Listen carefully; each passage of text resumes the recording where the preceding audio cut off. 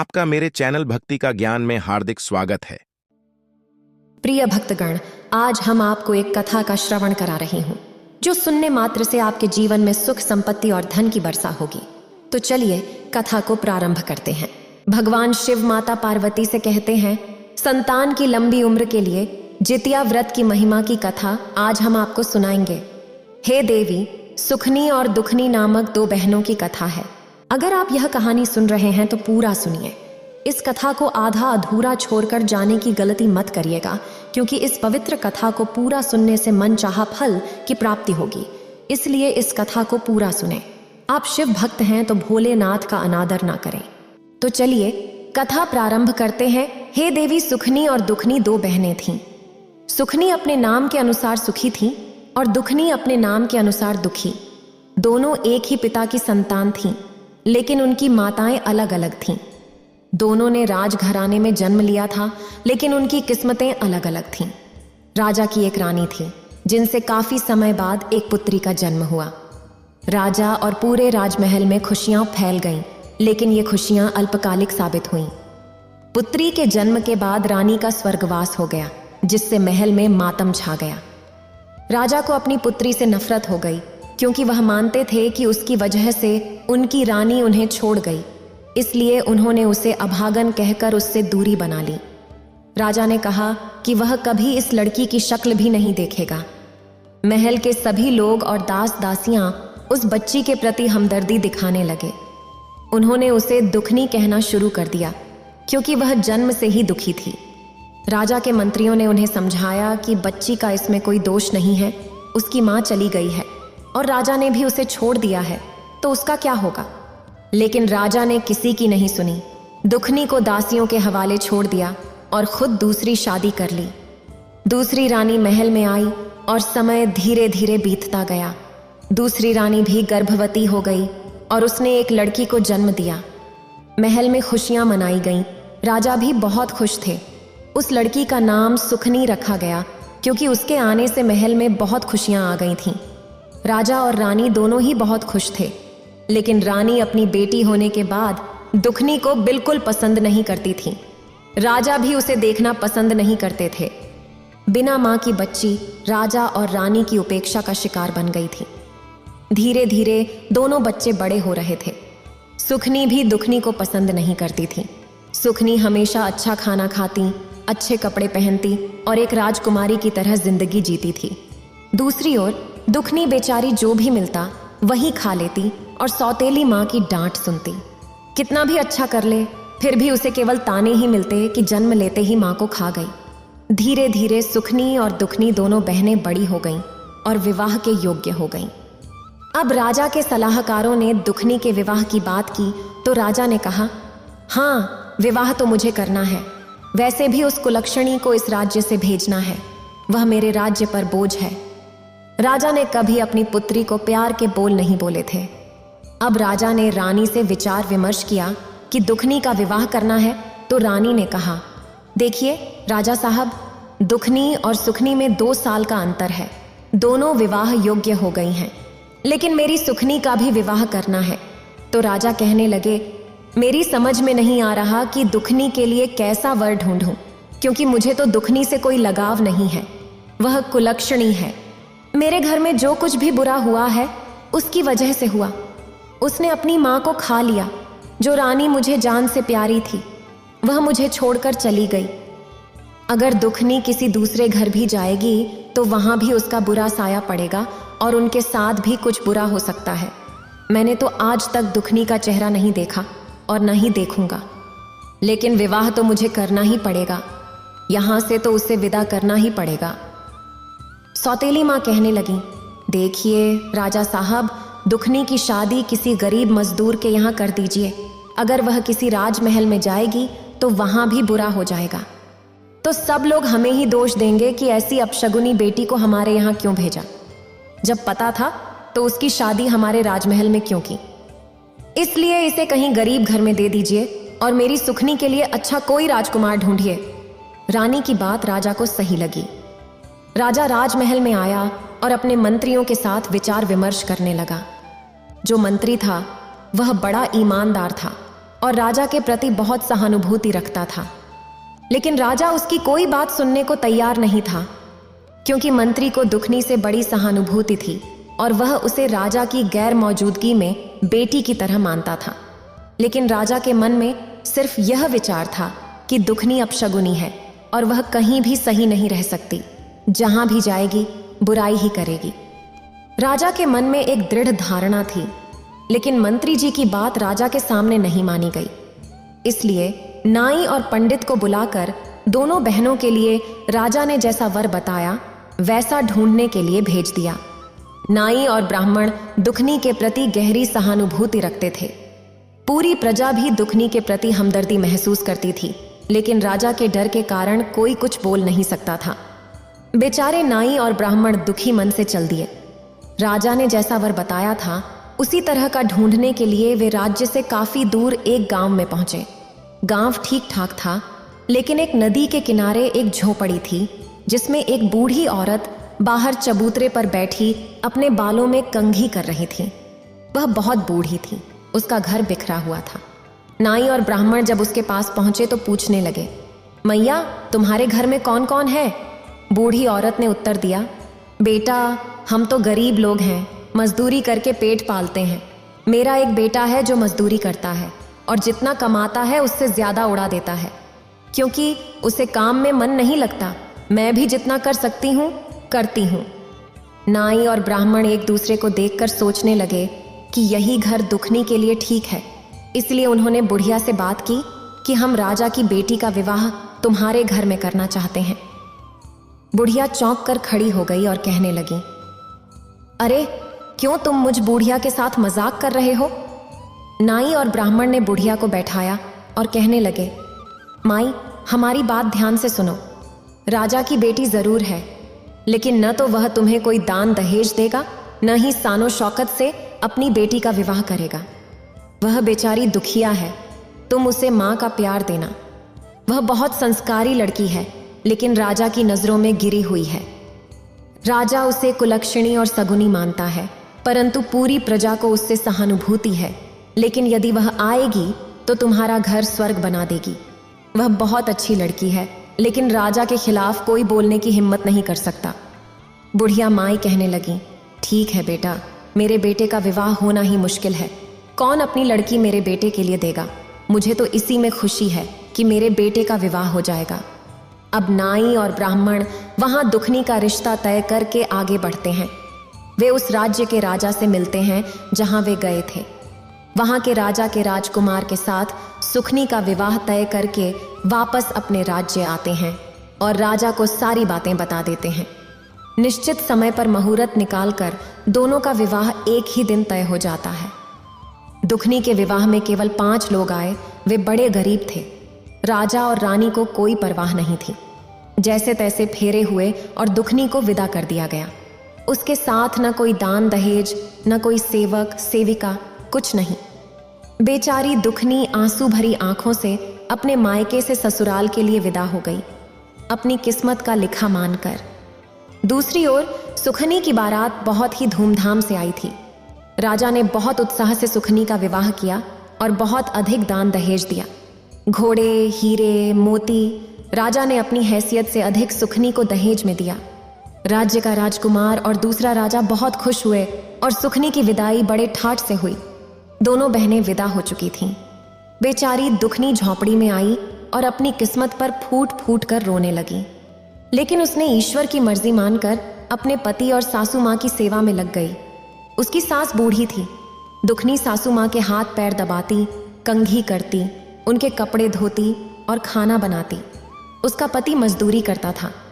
आधे से ज्यादा पैसे नशे में उड़ा देता था और कुछ पैसे लाता था, जिससे घर का गुजारा नहीं चलता था। दुखनी ने अपनी सासू माँ से कहा, माँ जी, अगर मैं कुछ काम करूंगी तो हमारे हालात बेहतर हो जाएंगे। बुढ़िया अपनी बहू को बहुत प्यार करती थी, बिल्कुल अपनी बेटी की तरह। लेकिन दुखनी का पति उसे बहुत तंग करता था, मारता पीटता था। समय धीरे धीरे बीत रहा था और अब दुखनी गर्भवती थी। दुखनी के 2 बेटे और 2 बेटियां हो गईं। समय बीता और सालों बीत गए, लेकिन किसी ने भी, न राजा ने न रानी ने, कभी दुखनी की कोई खबर नहीं ली। अब जब बच्चे हो गए तो परिवार में खर्चे बढ़ गए। अकेले आदमी की मेहनत मजदूरी से घर खर्च चलाना मुश्किल हो गया। दुखनी ने कहा, माँ जी, अगर मैं भी मेहनत मजदूरी करूंगी तो हमारे हालात बेहतर होंगे। सासू माँ ने कहा, बेटी, तुम तो राजकुमारी हो, तुमने कभी काम किया होगा। दुखनी ने कहा, माँ जी, कैसी राजकुमारी, मैं तो ऐसी ही हूँ, अपने बाप के घर भी ऐसी ही थी, मुझे काम करने से कोई ऐतराज नहीं है। दुखनी का व्यवहार बड़ा मीठा था। पड़ोसी और गांव वाले सब दुखनी से बहुत खुश रहते थे। दुखनी बड़ी पूजा पाठ वाली, धार्मिक विचारों की महिला थी। उसे काम मिलने में देर नहीं लगी। वह लोगों के घरों में काम करने लगी। किसी का खाना बनाती तो किसी के घर में झाड़ू पोंछा करती। इस तरह दुखनी को कहीं अनाज, कहीं भोजन और कहीं कुछ पैसे मिल जाते। अब दुखनी का गुजारा सही से होने लगा, जबकि उसके पति में कोई सुधार नहीं आ रहा था। दुखनी अपने पति को समझाने की कोशिश करती, लेकिन वह उल्टा उसे गाली गलौज करता और मारता पीटता। धीरे धीरे जितिया का व्रत आया और वह जैसे तैसे अपना व्रत करती थी। लेकिन अब घर में पहले की तरह भूखा नहीं रहना पड़ता था। सबके पेट भर जाते थे। इतना उसके घर पर भगवान की कृपा थी, क्योंकि वह मेहनती थी और मेहनत करके गुजारा करती थी। दूसरी ओर सुखिया के घर में नौकर चाकरों की कोई कमी नहीं थी। सुखिया राजकुमारी थी और राजमहल में राजा के घर से विदा होकर राजा की पत्नी बनी थी। वह राजा की बेटी और राजकुमार की पत्नी थी, यानी होने वाली रानी थी। एक दिन सुखिया को अपनी बहन दुखिया की याद आई। वह सोचने लगी कि बहुत समय बीत गया है, जाकर देखना चाहिए कि आखिर महारानी के रंग ढंग कैसे हैं। वह शायद बहुत दुखी होगी, क्योंकि उसके पास है ही क्या, जाकर देखना चाहिए। सुखिया ने सोचा कि अगर दुखिया कहेगी तो उसे अपने पास नौकरानी रख लूंगी और वह मेरा काम करेगी, जिससे मुझे तसल्ली होगी कि कम से कम यहाँ भी मेरी सेवा हो रही है। सुखिया को अपने राजसी जीवन पर बड़ा गर्व था। सुखिया दुखिया के घर गई। दुखिया ने अपनी बहन को देखा तो बहुत खुश हुई। उसने सुखिया का बड़े आदर सत्कार से स्वागत किया और उसे बैठने के लिए पीढ़ा दिया। सुखिया ने देखा कि दुखिया की झोंपड़ी में बहुत गरीबी थी, लेकिन बच्चे इधर उधर खेल रहे थे। किसी के फटे कपड़े थे तो किसी के बिना। फिर भी दुखिया खुश थी और उसकी सासू माँ भी दुखिया के गुण गा रही थी। यह देखकर सुखिया को बड़ा गुस्सा आया कि दुखिया की सासू माँ उसकी तारीफ कर रही है। फिर सुखिया ने दुखिया से कहा, बहन, तू घर में जाकर काम करती है, क्या लेती होगी? इससे अच्छा कि तू मेरे राजमहल में काम कर और जो भी मिलेगा मैं तुझे दूंगी। यहाँ घर घर जाकर कितना काम करना पड़ता है। दुखिया ने जवाब दिया, बहन सुखिया, मुझे काम करने में कोई आपत्ति नहीं है। मैं यहाँ भी काम करती हूँ तो आपके यहाँ भी कर दूंगी। वहाँ मुझे खुशी हुई कि चलो मेरी बहन का काम हो गया। बातचीत के दौरान सुखनी अपने घर लौट आई और अगले दिन से दुखनी के घर जाने लगी। सुखनी दुखनी से ज्यादा काम करती थी। सुखनी को जो भी पुराना खाना मिलता उसे वह दुखनी को दे देती और दुखनी उसे खुशी खुशी ले लेती। राज मिलने पर तरह तरह के व्यंजन बनते और कभी कभी बच्चों के लिए भी अच्छे पकवान मिल जाते थे। इस वजह से दुखनी और उसके बच्चे खुश रहते थे कि अब कुछ नया खाने को मिलेगा। जितिया का व्रत आया।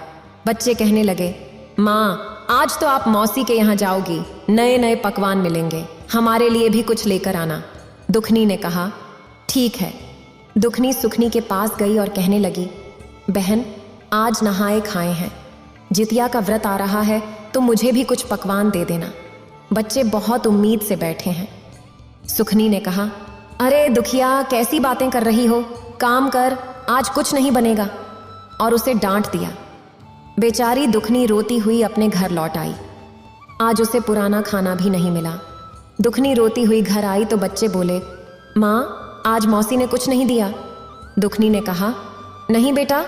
बच्चे बोले, माँ, तुम नहाए खाए का जितिया व्रत कैसे करोगी, पारण कैसे करोगी? दुखनी की आंखों में आंसू आ गए, लेकिन वह कुछ नहीं बोली और कहा, बेटा, जैसे भगवान चाहेंगे वैसे रह लूंगी।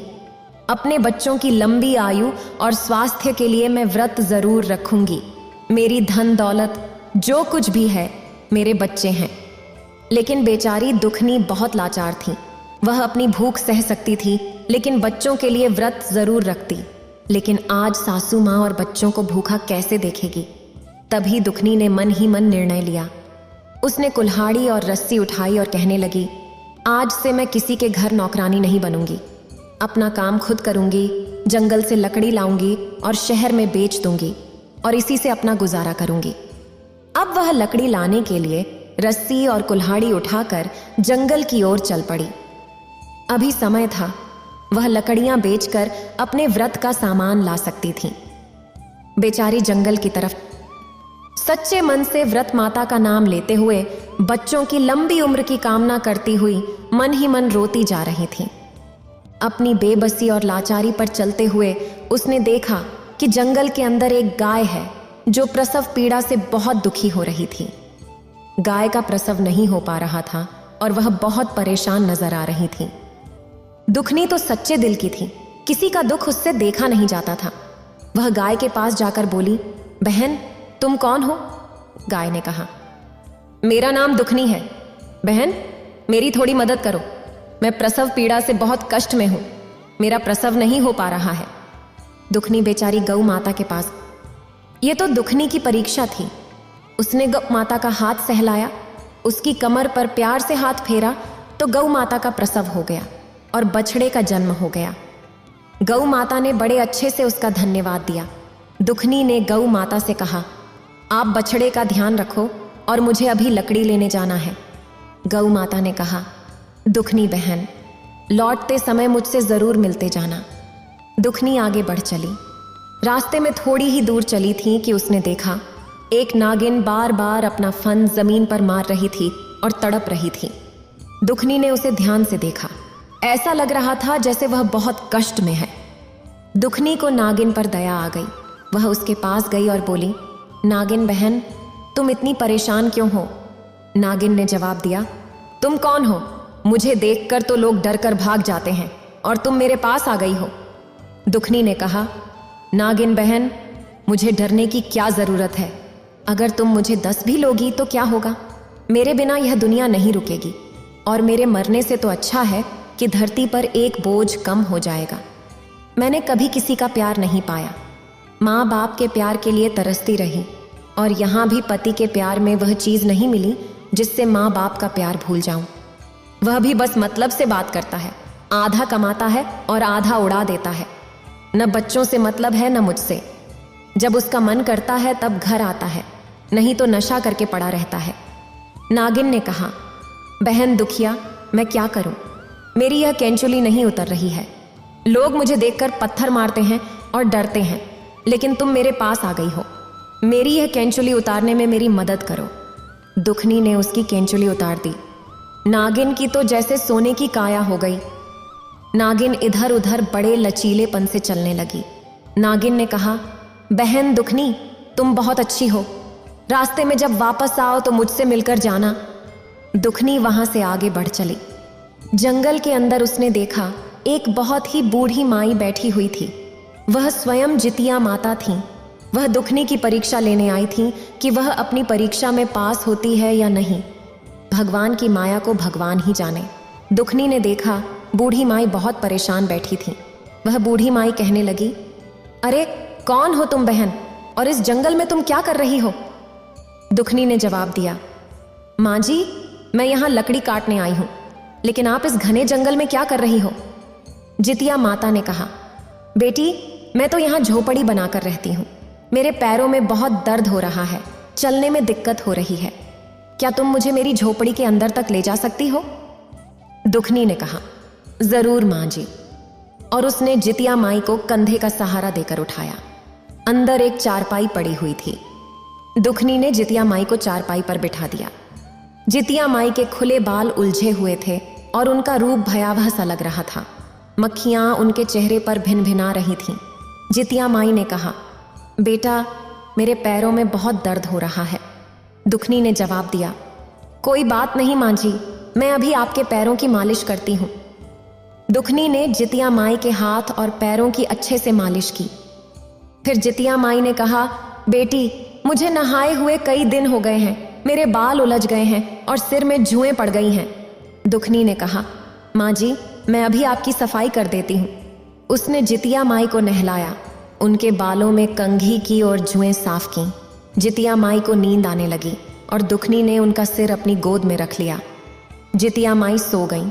यह सब माँ की लीला थी। वह दुखनी के मन की स्थिति को जानती थी। शाम होने को थी, सूरज छिपने वाला था।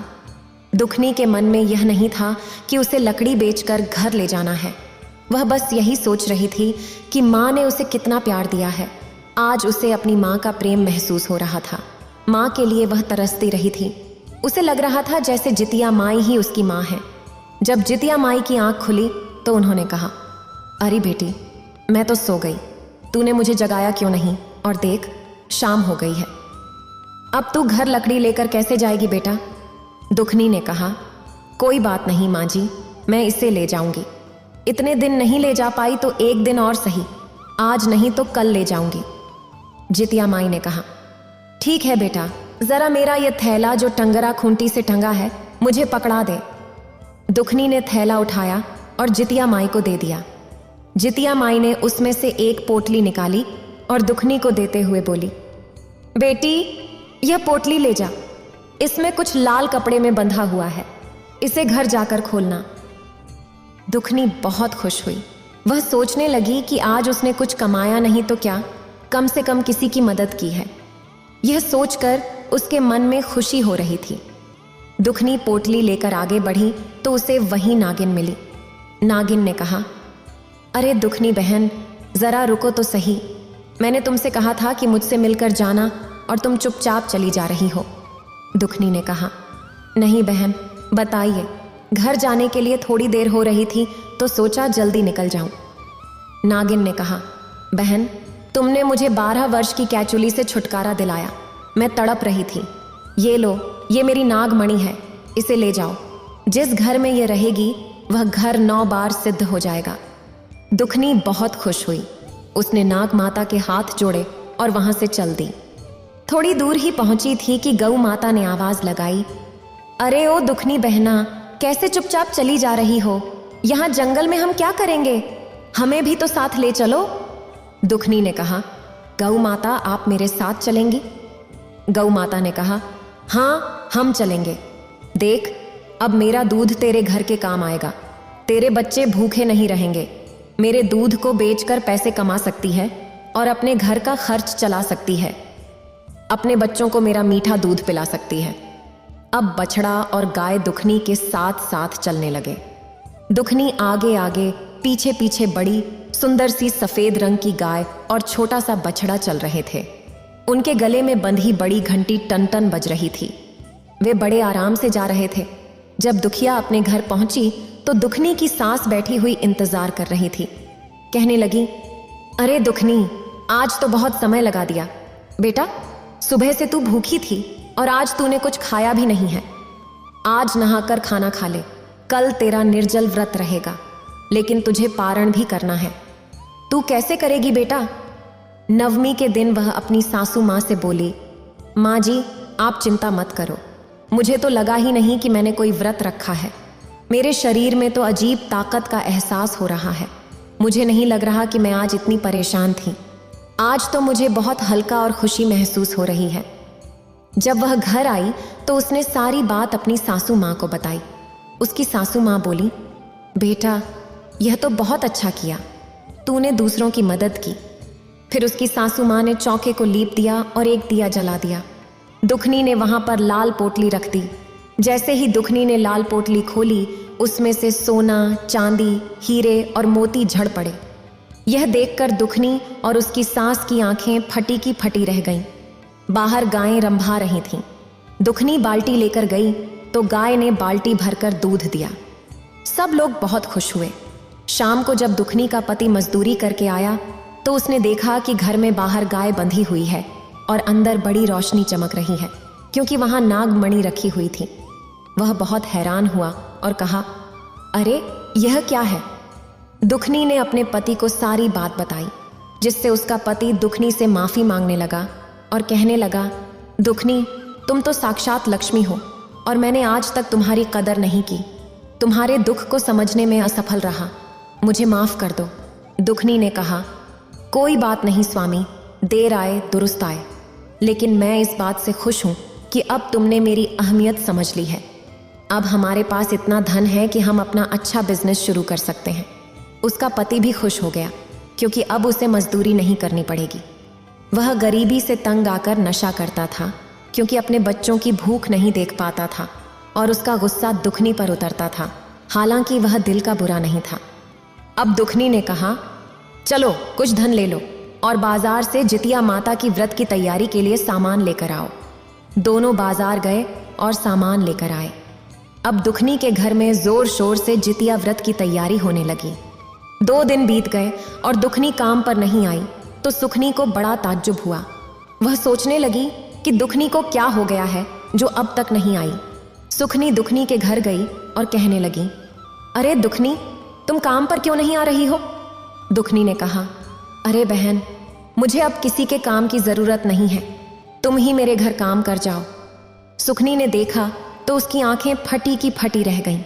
दुखनी के घर में हर सुख सुविधा की चीजें मौजूद थीं और घर बनाने के लिए मिस्त्री से बात चल रही थी। सुखनी को यह सब देखकर विश्वास नहीं हुआ। वह सोच में पड़ गई कि दुखनी को इतना धन कहां से मिल गया। वह अपने रौब में बोली, दुखनी, सच सच बता, ये सब कहां से लाया है, नहीं तो मैं राजा से शिकायत करके तुझे कारागार में डलवा दूंगी। बेचारी दुखनी डर गई क्योंकि वह सीधी सादी थी। कहने लगी, सुखनी बहन, मैंने कोई चोरी नहीं की है, मुझ पर तो जितिया माता का आशीर्वाद है, उनकी कृपा से ही मेरी समस्याएं हल हुई हैं। दुखनी कहने लगी, पूरी कहानी बताओ मुझे। सुखनी के मन में लालच आ गया और जब दुखनी ने अपनी कहानी सुनाई तो उसे भी धन पाने की लालसा जाग उठी। वह बोली, मैं भी जंगल में जाऊंगी और जितिया माता से धन लेकर आऊंगी। अब सुखनी अपने घर आ गई लेकिन उसे चैन नहीं मिला। किसी तरह उसने रात बिताई और सुबह उठते ही कुल्हाड़ी और रस्सी लेकर जंगल की ओर चल पड़ी। उसकी सास ने पूछा, अरे सुखनी बहू, कहाँ जा रही हो? वह बोली, माँ जी, बाद में बताऊंगी, मैं कुछ धन लेने जा रही हूँ। उसकी सास कहने लगी, अरे बेटी, हमारे घर में सब कुछ है, हमें धन की क्या जरूरत है? वह बोली, नहीं माँ जी, मुझे जाने दें। सास की बात अनसुनी करके वह जंगल की ओर बढ़ गई। जंगल में चलते हुए कुछ अंदर गई तो देखा कि एक गाय पीड़ा से कराह रही थी। गाय ने कहा, अरे बहन, तुम कौन हो? मेरी मदद करो, मैं प्रसव पीड़ा में हूं और दर्द सहन नहीं हो रहा है। सुखनी ने कहा, क्या मैं तुम्हें दासी दिखाई देती हूं? मैं सुखनी हूं, इस राज्य की भावी महारानी। हमारे यहाँ दास दासियाओं काम करते हैं और तुम मुझसे काम कराने की बात कर रही हो। वह गाय को दुत्कार कर आगे बढ़ गई। आगे कुछ दूर चलने के बाद उसे एक नागिन दिखाई दी जो अपना फन पटक रही थी। नागिन ने कहा, अरे बहन, जरा मेरी मदद कर। सुखनी नागिन को देखकर डर गई और बोली, तू मुझे 10 लेगी और मैं तेरी मदद कर दूं? शाम को जो दूध पिलाता है उसी को 10 लेता है, मैं तेरी मदद नहीं करूंगी। उसने एक पत्थर उठाकर नागिन को मार दिया और बोली, चल मर जा परे। इसके बाद वह आगे चल दी। जब वह जंगल के गहरे हिस्से में पहुंचती है तो दोपहर बीत चुकी होती है। वह बूढ़ी माई को ढूंढते ढूंढते थक जाती है और जब शाम होने को आती है तो उसे एक झोंपड़ी दिखाई देती है और एक बड़े पेड़ के नीचे एक बूढ़ी महिला बैठी होती है। वह बूढ़ी महिला बहुत गंदी होती है, चेहरे पर मक्खियां भिनक रही होती हैं और बाल उलझे हुए होते हैं। उसे देखकर वह नाक मुंह सिकोड़ने लगती है। बूढ़ी महिला कहती है, अरे बिटिया, कौन है? जरा मुझे मेरी झोपड़ी में पहुंचा दे, मेरे हाथ पैरों में बहुत दर्द है, मुझे झोपड़ी में बैठा दे, कई दिनों से नहाई नहीं हूं, थोड़ी नहला दे और मेरे सिर में जुएं पड़ गई हैं, जरा सफाई कर दे। सुखनी कहती है, अरे वाह बुढ़िया, क्या मैं तुझे दासी नजर आती हूं जो तेरी इतनी सेवा करूंगी? मेरे घर में दास दासियां हैं और तू मुझसे आदेश चला रही है। मैं तो यहाँ उस बूढ़ी महिला से मिलने आई हूँ जिसने मेरी बहन को धनवान बनाया है। उसे खूंटी पर लटका हुआ एक थैला दिखाई देता है जिसमें एक पोटली रखी होती है, लाल कपड़े में बंधी हुई। वह कहती है, अच्छा, तो यह वही बूढ़ी है जिसने दुखनी को अमीर बनाया है। वह बूढ़ी महिला से कहती है, तेरी सेवा मेरे बस की बात नहीं है, मुझे बस यह पोटली चाहिए। और वह पोटली उठाकर चल देती है। रास्ते में उसे नागिन दिखाई देती है जो अभी भी फन फैलाए होती है। थोड़ी दूर जाकर देखती है तो नागिन गायब हो चुकी होती है, लेकिन वह किसी की मदद नहीं करती। उसके दिल में जरा भी दया नहीं थी। घर पहुंचकर वह खुशी खुशी अपनी सासू माँ से कहती है, देख सासू माँ, अब हम बहुत बड़े महाराज बन जाएंगे, हमारा राजपाट बढ़ जाएगा और हमारे राजकोष में धन बढ़ जाएगा। मैं ऐसी चीज लेकर आई हूं। उसकी सासू माँ हाथ जोड़ लेती है और माथा पीटती है, पता नहीं कैसी बहू मिली है, संस्कार तो इसमें नाम को भी नहीं है। अब वह थोड़ा सा चौंक लिपती है, गोबर से उदासी से लिप जाती है, खुद तो कुछ नहीं करती। एक दिया जलाने के लिए बोलती है। जब वह पोटली खोलती है तो क्या देखती है, उसमें से कीड़े मकोड़े निकलने लगते हैं, गंदगी और कीड़े भिन भिनाने लगते हैं, तरह तरह की गंदगी और बदबू फैल जाती है। तभी देखा कि उसके महल में आग लग गई। यह देखकर वह घबरा गई। उसकी सासू माँ ने बड़ी मुश्किल से उसकी जान बचाई और उसे बाहर निकाला। उसका सारा राजपाट सब धरा का धरा रह गया, सारा जमा धन जलकर खाक हो गया। अब उसकी सासू माँ उसे ताने देती हैं कि ऐसी कुलक्षणी आई है जिसने राजपाट को चौपट कर दिया। कहाँ तो लक्ष्मी आती हैं और घर को स्वर्ग बना देती हैं, लेकिन ये आई और सब कुछ जलकर राख हो गया। कभी किसी की बात नहीं मानती है। अब जो सुखनी थी उसे अपनी करनी पर थोड़ा भी पछतावा नहीं हो रहा था। उसे उल्टा अपनी बहन पर गुस्सा आ रहा था कि दुखनी ने उसके साथ छल किया है। वह अपनी बहन दुखनी के घर पहुंच जाती है और उससे पूछती है, सच सच बता, तूने मेरे साथ क्या छल किया है? तेरे कारण मेरा सब कुछ जलकर नष्ट हो गया। मेरी सासू माँ मुझे ताने दे रही है, मेरे घर में भूखों मरने की नौबत आ गई है। दुखनी कहती है, बहन, मैंने तो तुझे सच सच बताया था, लेकिन तेरे घर में तो सब कुछ था, तू क्यों उधर गई? तुझे लालच आ गया ना। लेकिन सुखनी कहती है, नहीं दुखनी, मैं तुझे राजा से दंड दिलवाऊंगी और तुझे मृत्यु दंड दिलवाऊंगी। बेचारी दुखनी रोने लगती है और सच्चे मन से जितिया माता को पुकारती है, हे माँ, मेरी रक्षा करो, मैं अपनी सफाई कैसे पेश करूं? मेरे पास तो कोई सबूत नहीं है। कैसे मैं अपनी बहन को विश्वास दिलाऊं कि जो मैंने बताया है वो सब सच है? तभी जितिया माता वहां प्रकट हो जाती है। दुखनी माता के चरणों में गिर जाती है। जितिया माता कहती हैं, सुखनी, तेरे अंदर लालच, दया और सेवा भावना की कमी है। यह बेचारी दुखनी ममता की मूरत है और इसके अंदर इतनी दया भावना है कि भगवान भी प्रसन्न होते हैं, लेकिन तेरे मन में कपट है। तू दूसरों की खुशी देखकर भी खुश नहीं होती, सिर्फ अपने ही लाभ की सोचती है, इसलिए तुझे तेरी करनी का फल मिला है, दुखनी को उसकी पूजा का फल मिला है। दुखनी रो रही थी और सुखनी भी माता के चरणों में गिर पड़ी। उसे अपनी गलती पर पछतावा होने लगा। वह माता से क्षमा याचना करती है, माता, मुझे माफ कर दो, मुझसे बहुत बड़ी गलती हो गई है। दुखनी माता से कहती है, माता, मेरी बहन को माफ कर दीजिए। माता रानी सुखनी से कहती हैं, देखो, तुम दुखनी का कितना बुरा चाहती थी, लेकिन दुखनी अभी भी तुम्हारा भला चाहती है। माता सुखनी को सौभाग्य और बेटे का आशीर्वाद देती हैं और दोनों बहनों को सुखी रहने का आशीर्वाद देकर अंतर्धान हो जाती हैं। सुखनी का राजपाट पहले जैसा हो गया और उसमें बदलाव आ गया। अब वह अपनी बहन दुखनी के साथ मिलकर पूजा पाठ करती और जितिया माता की कथा सुनती। अब दोनों बहनें अमीर थीं, किसी चीज की कमी नहीं थी और दोनों प्रेम पूर्वक रहने लगीं। हे जितिया माता, जैसे दुखनी को सहायता दी वैसे सबकी सहायता करना। सुखनी जैसी गलती किसी से ना हो और सबकी मनोकामनाएं पूरी करना। बोलो जितिया माता की जय। इतना कहकर भगवान शिव इस कथा को समाप्त करते हैं। अगर आपको ये वीडियो अच्छी लगी हो तो लाइक करें और शेयर करें और मेरे चैनल भक्ति का ज्ञान को सब्सक्राइब करें। आपका धन्यवाद।